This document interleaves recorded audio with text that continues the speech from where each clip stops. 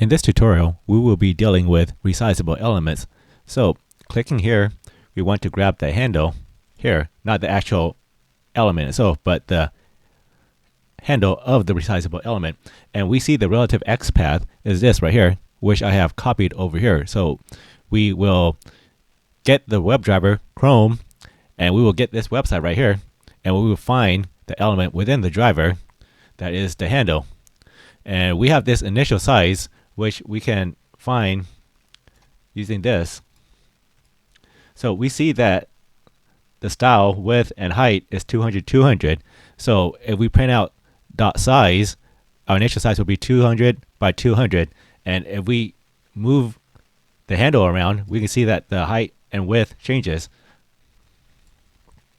So to change the height and width, we will call action chains, pass it in driver, and then we will use drag and drop by offset, and we will grab our resizable elements handle, and then we will stretch it by 200 and 200. So, but since this has a maximum height of 300, it will stop, and we will perform that action.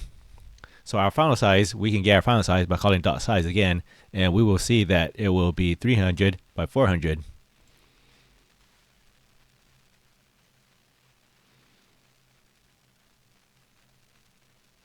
So as you can see, the box was resized.